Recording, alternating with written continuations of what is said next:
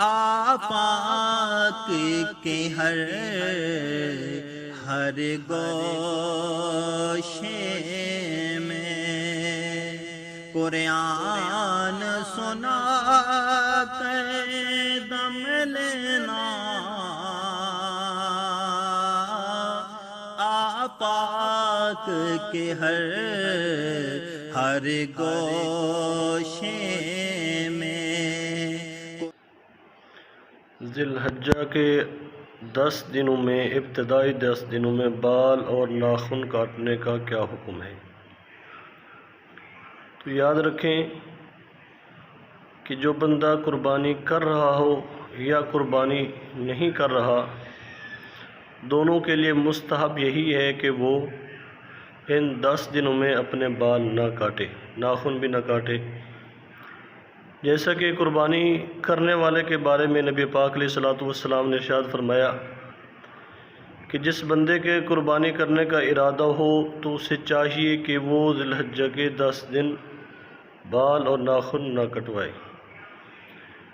اور قربانی نہ کرنے والے کے بارے میں فرمایا، نبی پاک علیہ الصلوۃ والسلام سے ایک صحابی نے عرض کی، یا رسول اللہ صلی اللہ علیہ وسلم، میرے پاس امانتاً ایک جانور ہے، کیا میں اس کی قربانی کر سکتا ہوں؟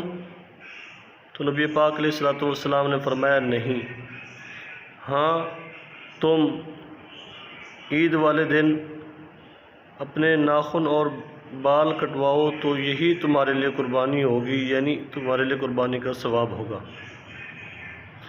لہذا قربانی کرنے والے اور نہ کرنے والے دونوں کے لیے مستحب ہے کہ وہ ان 10 دنوں میں اپنے بال نہ کٹوائیں۔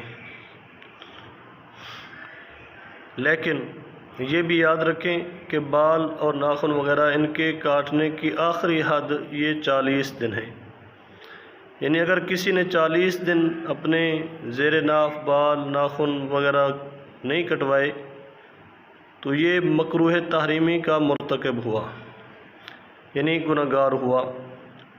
لہذا اگر کسی نے 30-31 دن پہلے ہی ناخن وغیرہ یہ چیزیں نہیں کاٹیں، اور اگر 10 دن وہ قربانی والے ذی الحجہ کے بھی نہیں کاٹے گا تو یہ 40 دن بن جائیں گے۔ تو ایسے شخص کے لیے یہ ضروری ہے کہ وہ ان 10 دنوں کے اندر بھی بال کٹوا لے، کیونکہ ان دنوں میں بال نہ کٹوانا یہ مستحب ہے کہ فرض و واجب نہیں ہے۔